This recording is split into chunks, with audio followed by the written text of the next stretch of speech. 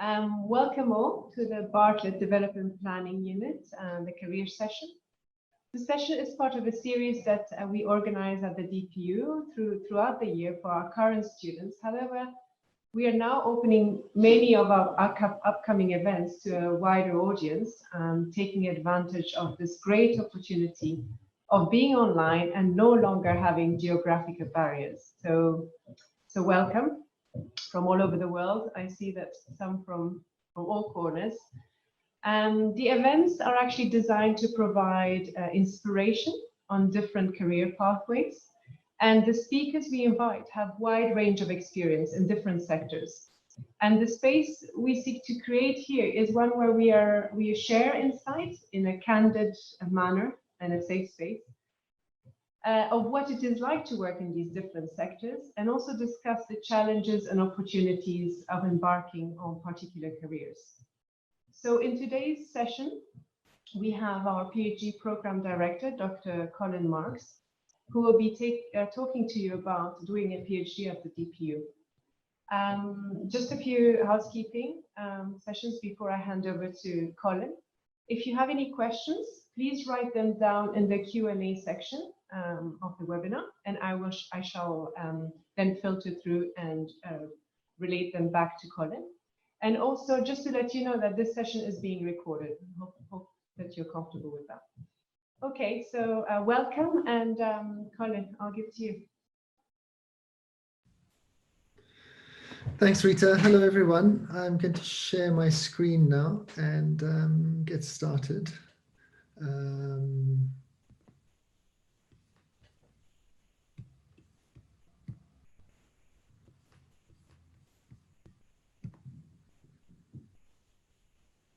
Right. Okay. So as Rita said, I manage the PhD program at DPU, and I'm going to do a quick input because I think that the real value will come from the types of questions that you have.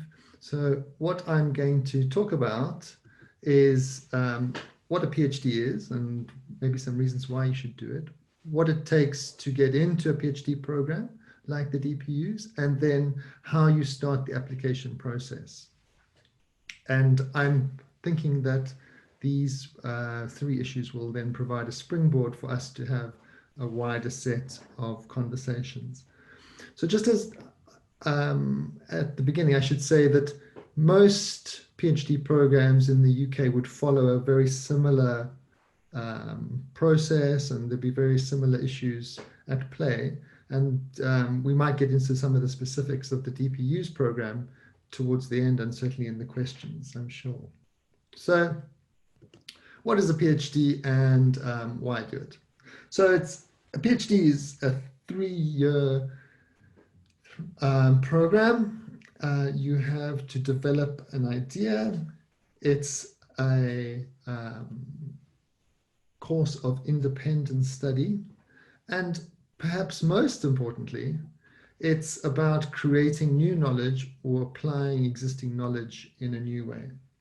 So this is a really important factor, because it means that if you've had an idea, or you've been intrigued by something, or you've been fascinated by a particular contradiction or question, a PhD would be the space for you to explore that. So if you came to a place like the DPU, you'd be joining students who come from, obviously from the UK, but also South Africa, Italy, Nigeria, Colombia, Chile, Peru, Canada, Egypt, Iran, China, India, and many more countries. And that gives the DPU's program a particular flavor, which I'll talk about a bit later. You'd be sharing experiences with students who are working on topics like gender and mega projects, urban design and spatial violence in Mexico, border politics in Israel, housing policy in Rio, disaster risk reduction in Colombia, mobile money in Nigeria, gender and transport in Cairo, or housing inequality in Changsha, China. And of course, that's just a few of the topics that our students explore. So in short, a PhD in those 3 years is this wonderfully stimulating, immensely privileged, and amazing opportunity to engage in study in relation to something that interests you. And it's an opportunity for you to develop a series of skills. And the statistics show that about half of PhD graduates go into academia and half go into industry, government, NGOs, or policy-making organizations. So what does it take to get into a PhD program like DPU's? So the first thing is that you need a master's degree or equivalent. You're going to need an upper second, ideally, for that master's. And for a program like the DPU's, you need a standard level of English proficiency. And perhaps most importantly, you need a proposal that shows some potential to explore an interesting question. And I'll get onto this in a little bit later when we talk about how to apply. But when you put the proposal together, what a potential supervisor is looking for is some potential that you have to identify an interesting question. So the proposal is not about answering or providing a full set of explanations for the question that you think is interesting, but it's about showing that potential that you can identify something interesting, some gap that maybe someone else has not looked at. So what this means is that as you go through the PhD, you're going to develop a series of skills. And the best way of capturing this and giving you some sense of what those skills are is to look at the Vitae Framework, which is set out for PhD students in the UK.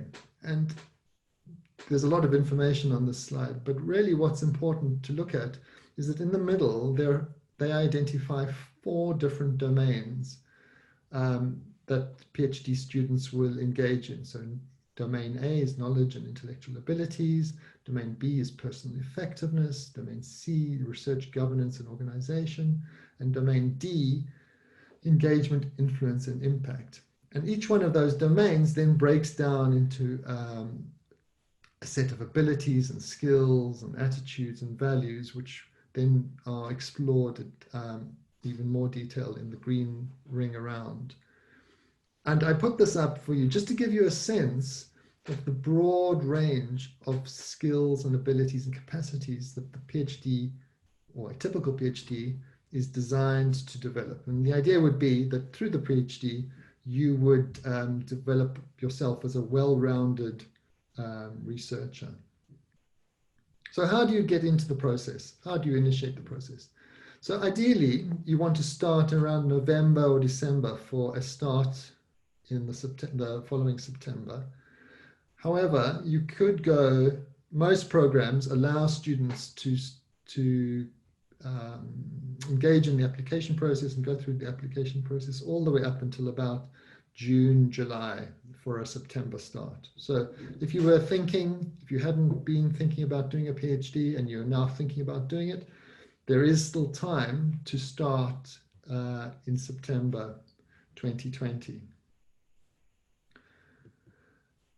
So one of the most important things about the PhD is finding the right supervisor. So the right supervisor is someone that you have an intellectual chemistry with. The PhD process is an incredibly intense process. And you're looking for someone who is going to be stimulated by what you're saying and who you find stimulating, and who is supportive in helping you through this process that you embark on. And one way of finding the right supervisor, or maybe a first step, is to look at the different universities that you're interested in. If it was at UCL, you might go and look at the UCL Iris repository and put in your keywords to look and see which academics are working on the issues that you're interested in. Now, there are two ways to initiate the process. The first way of applying is what I call the informal way. And the informal way is designed to build that chemistry with your potential supervisor. So what you do with the informal approach is you develop a 2-page proposal, and in that proposal, you outline the literature that you'd work on, the theoretical framework you might develop, you identify a research question, and you give a brief outline of the methodology that you might use. And what you do then is you send that proposal to the academics that you think you would like to work with as a potential supervisor, and you see how they respond. So if they write back to you and say, oh, yes, I really like this idea. Have you read so-and-so? And what about this? And you think, oh, man, that's great. I haven't read that. I hadn't thought of that. Let me develop this. You start to build that relationship with the supervisor. And this process progresses until you've developed a full 6 to 10-page proposal. And at that point, the potential supervisor would say to you, okay, put in a formal application, and you would then go into the application process. So the advantage of this process is that you build that chemistry and you see how a potential supervisor responds to you. The disadvantage of it is that it's fairly intensive.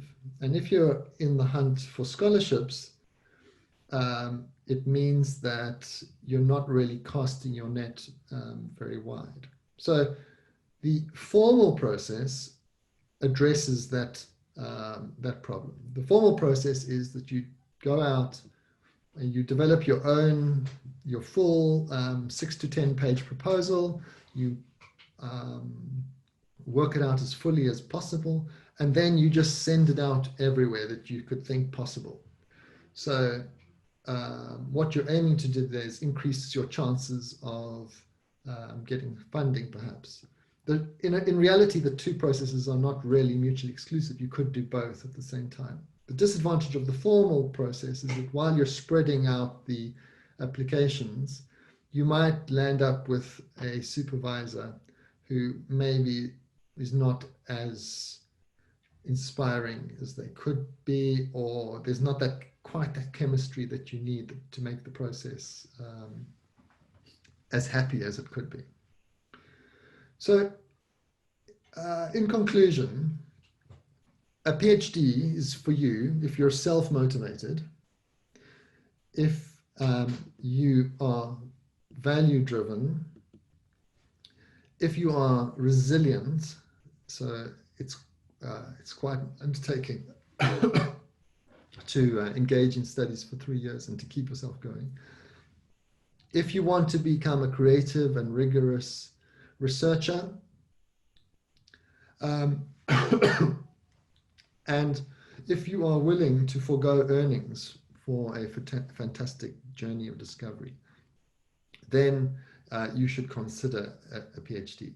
And if you wanted to pursue any questions post this presentation, you could email either myself or the PhD administrator at DPU, Michael Casey Gilman, and we'd be super happy to answer any queries that you have. So that brings me to the end of the presentation. And I'm sure there are going to be lots of questions now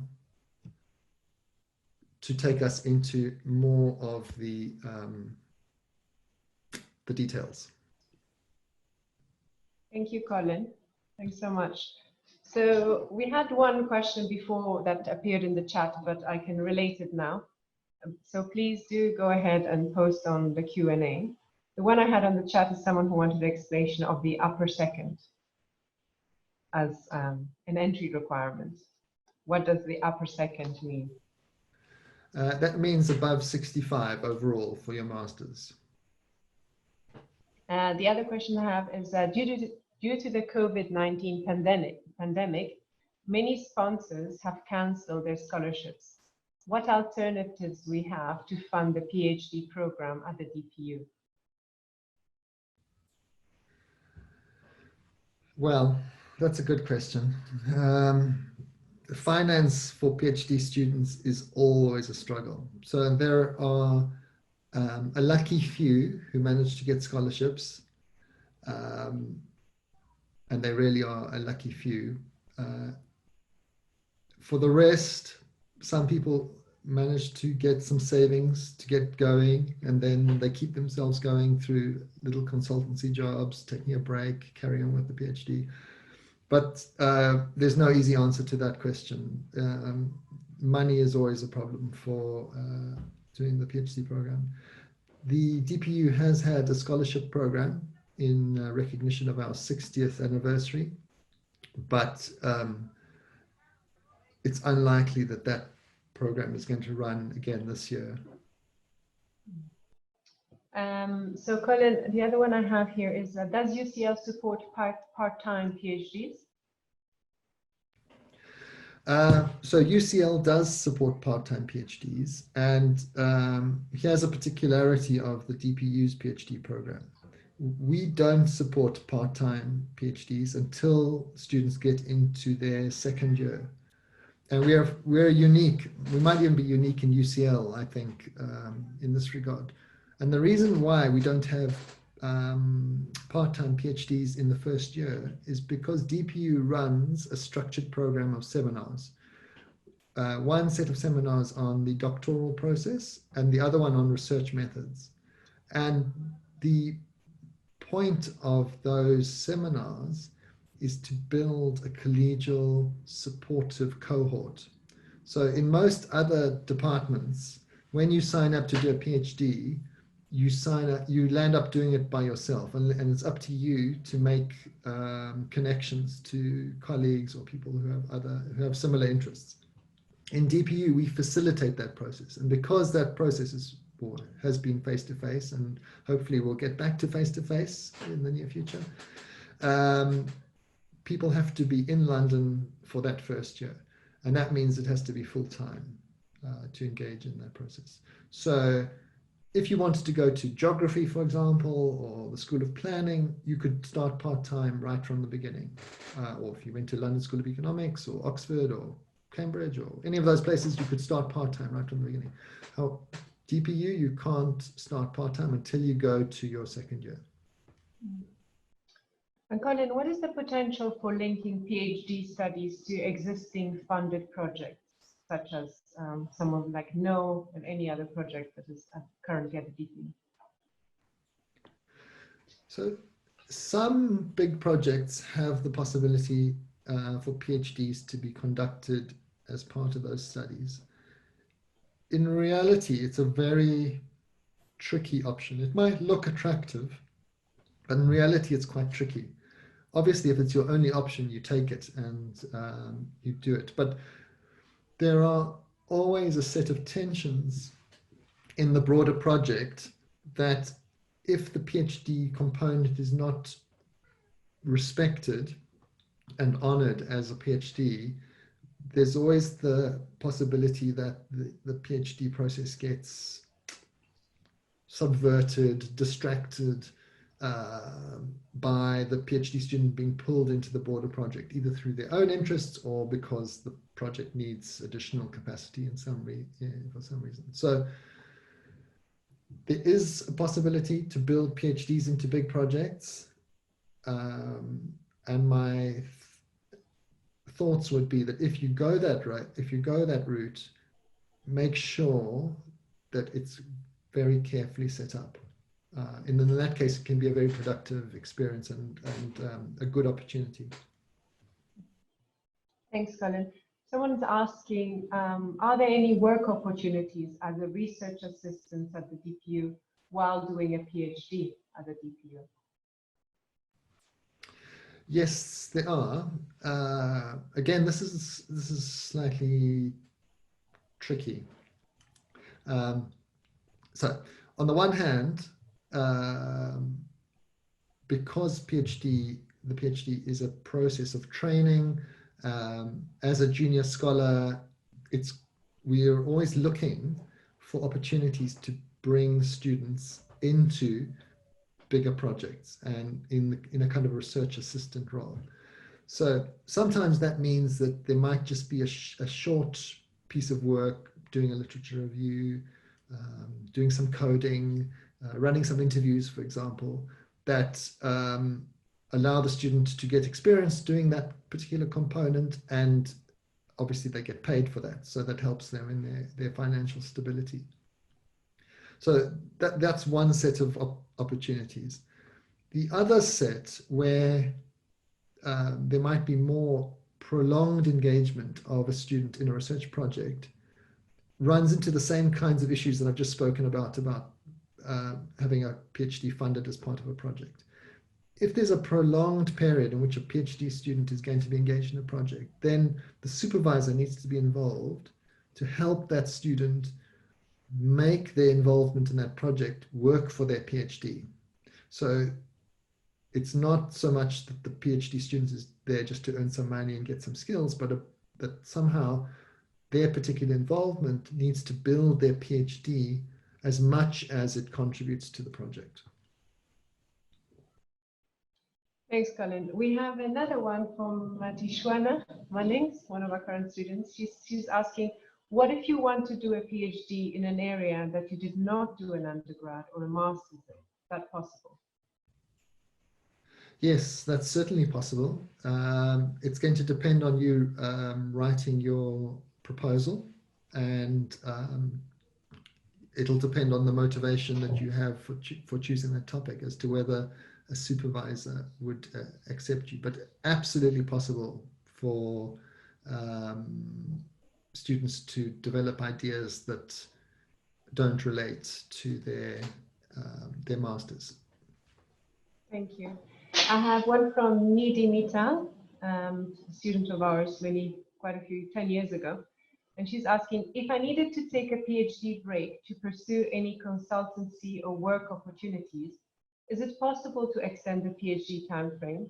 In other words, how flexible is the 3-year timeframe?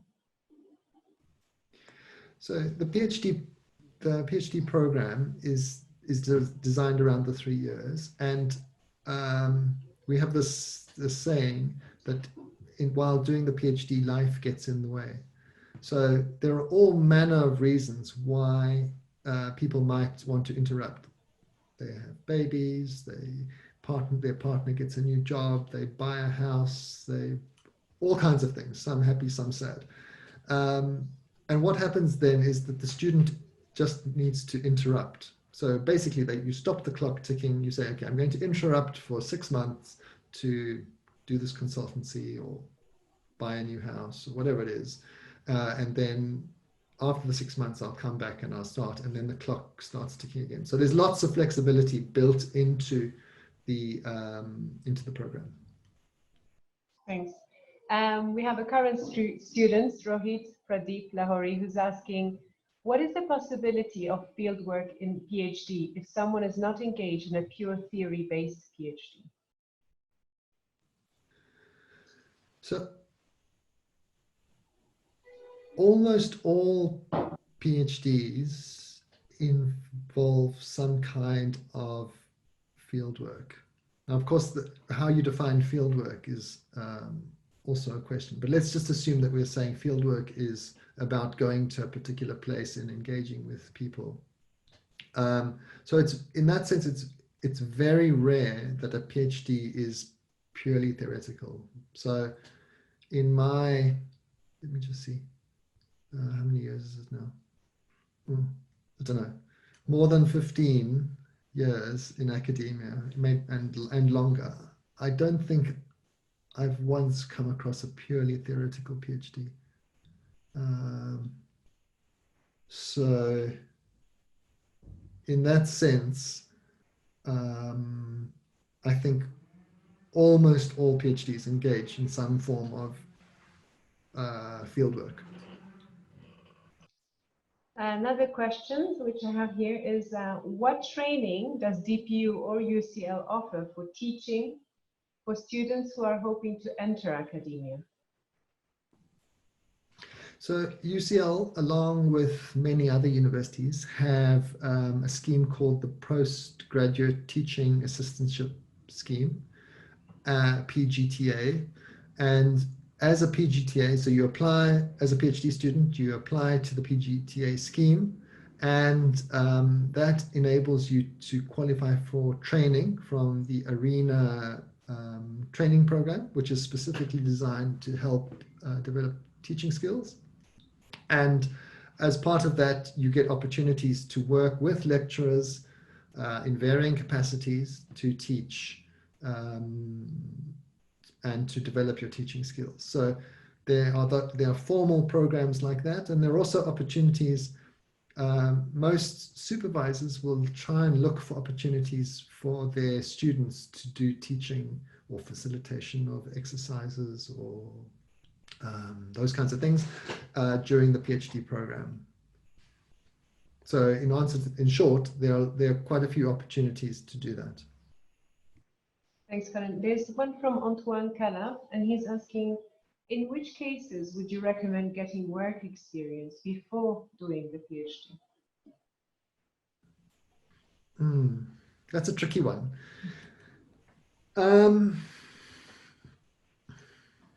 I don't think I could recommend any case. I think it's really up to the person who wants to do the PhD. So because the PhD requires an immense amount of motivation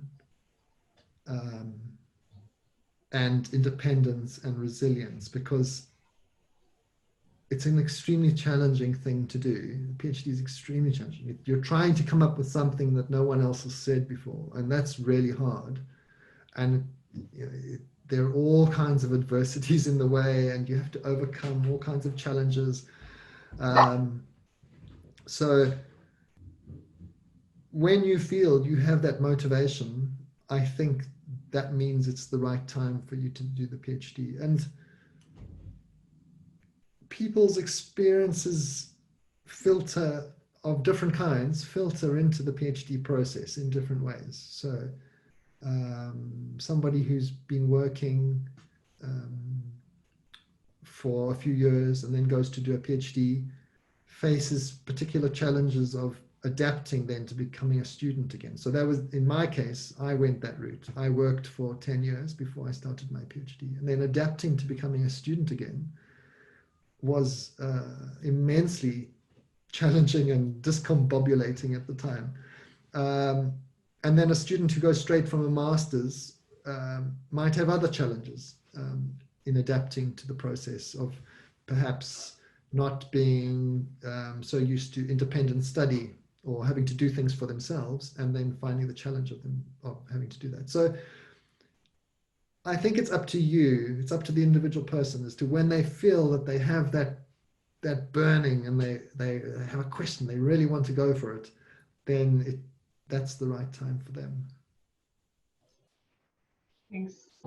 I have one from a current student, Nicholas Melendez, and he's asking, how did you finance your PhD? And what is the most common way in which students from DPU finance theirs? So I was incredibly lucky. I got a scholarship, and my route to that scholarship was through making an initial proposal to my potential supervisor, as someone else asked earlier.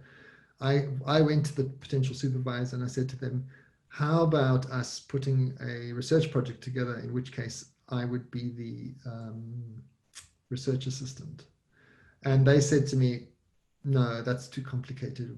It's never going to work, but we have a scholarship scheme. Why don't you apply for that? And I applied and I got that. So I got it through a scholarship. Most students at DPU come through on scholarships. And most of them come through on government-backed schemes at the moment. So over the last 8 or so years that I've been directing the PhD program, most students have come on those kinds of scholarships. Some come through on Commonwealth scholarships, but mostly it's through government schemes. The minority of students come through on their own savings or through working at the same time. Someone is asking the actual process to apply for those scholarships and funding. If you know, if you can give some examples of how people have gone through that route. So most scholarship deadlines are in around about late January, February. And that was one of the reasons why I suggested that the ideal time to start applying was in November or December of the year before. So if you start the application process and get accepted by the university, that would aid your process of application, because you could say, well, look, I've already been accepted by so and so at this university, and I'm all ready to go. I think I saw that there were some PhD students in the participant list. I don't know if they're still there. And I don't know if we have the opportunity to allow them to talk, do we? No, they can't talk, unfortunately, in this Okay. format. So applying for the scholarship is much the same as applying to the university. You have to motivate why, you have to put together a good proposal, explain why you should be the one chosen. So in that sense, it's very similar to applying for the master's program that you've been on already, or a job, perhaps. I have one. Do you offer a PhD in public health, and how is the fee structure like?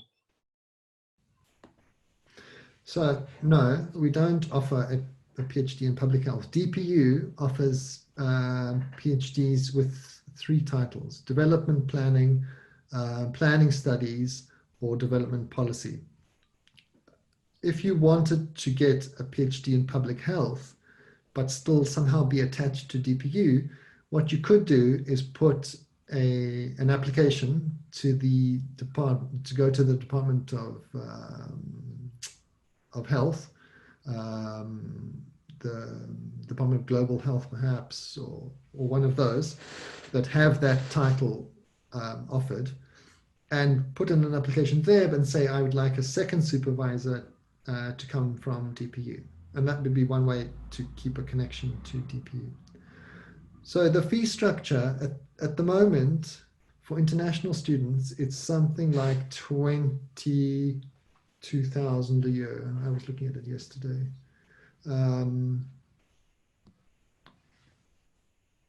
If you are a foreign student. That amount goes down a little bit in the second year when you go away on fieldwork, but then comes back up to that amount in the third year.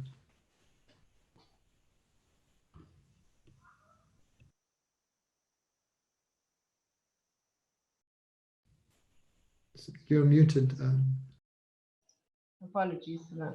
Someone's asking, do you have an example of a PhD made as action research, meaning that she could somehow come out with a project that would benefit the group of people she was working with? Yes, I can think there's a current student who is engaged in action research, and it's very much about supporting those participants in the process to rethink their own engagement and conceptions of processes.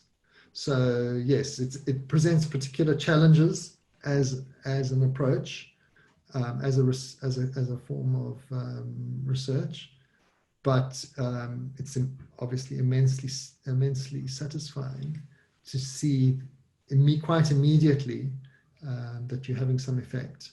One of the strange things perhaps about a PhD is that it's usually very much just for the student's benefit.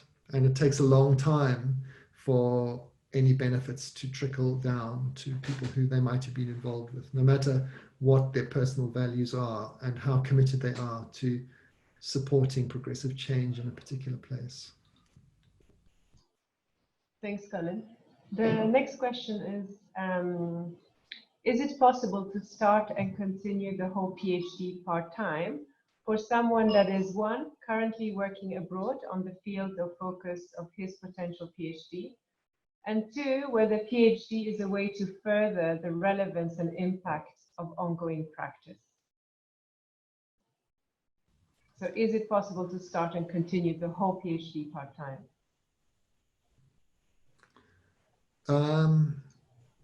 So at other universities or in other departments at UCL, yes, you could start part-time. And do it that way. At DPU, you couldn't start part-time. DPU, you've got to start full-time. Another way of thinking about it, though, is to consider what UCL offers, which is called the visiting research student status. And the visiting research, as a visiting research student, you register at another university perhaps in your home city or somewhere else, and you come to UCL for up to a year. So your qualification would be from that university in your home city, but you could then come and work with particular people at UCL for up to a year. And that's one way in which people who perhaps have family commitments or don't have all the finances to come and live in London for 3 years get around the issue of wanting to learn something particular from a person at UCL or from a program at UCL, but still want to be rooted where they live or where their family is or where the key issues are that they're involved with are. I have one from Andrea Pelli, who's asking, from what I see, many funding options require an acceptance letter in order to apply. So do you suggest to start applying to DPU or any university, even without knowing where you'll get the money from, and then try to find the funding? In that case, for how long is the acceptance valid for? So, yes, I would definitely encourage, if you're thinking about doing a PhD, put in an application. Get into the process of developing a proposal and putting an application in. And then go search for the funding. By far, most people do it that way. Very few people who make an application know that they have funding secure. Most people put in the application and then go hunting for the money. And in recognition of that, UCL, and I think most other universities probably do this too, is offer to defer your application for 1 year. So let's say you were hoping to start in September 2020. By September 2020, you don't have the money. You ask for a deferral, and everything stays the same up until September 2021. And if you still hadn't got the money by September 2021, your application would then lapse, and you'd do another one if you wanted to start the year after that. So we have students who, I have a very encouraging story to tell you of a student from DAP who put in an application for scholarships. She applied, she got accepted, put an application for scholarships, didn't get it. She tried again the next year and didn't get it. And then we've just heard last week that she managed to get a scholarship, which will now enable her to come. So she will just renew that application, and she'll be with us in September 2020. Thanks. I have one question which is asking, what are the criteria which are involved in getting selected for the DPU scholarship? Well, so DPU scholarship, we look for originality in the proposal. And that goes back to what I was saying. We are looking for someone who has the potential to identify some interesting question. We're looking for someone who is value driven, and we look for someone who has good results. So because the DPU scholarship is one that's based on academic merit, you need to be competitive in terms of your academic results. And then we take into account which parts of the world would most benefit from a scholarship opportunity. So we would try and bring in factors around, for example, African countries. So if an applicant was from an African country, we would probably look at their application more favorably, because it's much harder to come to the UK without funding from an African country, for example. Okay, it looks like one more has arrived. I thought I had gone through all the questions. The question's asking, do we need to freeze our supervisor before applying for the scholarship? And how much of a role does he or she play in one getting the scholarship? I don't know what you mean by freeze, but maybe you can understand, if you understand. Do we need to freeze our supervisor before applying? So by freeze, I'm imagining you've selected and chosen and they're agreed. It's a great advantage to have a supervisor selected and agreed before you apply for funds. And the reason for that is that they often have to write letters of motivation or support for your scholarship application. And if you have a potential supervisor who's really into your topic, who's supportive, they're likely to be able to write a better motivation letter for you than something that's maybe not even there at all if you don't have the supervisor, or is sort of more half-hearted. Having sat on scholarship application ranking processes, having a supportive letter from the supervisor that explains the relevance and the significance of the research is really helpful to the application.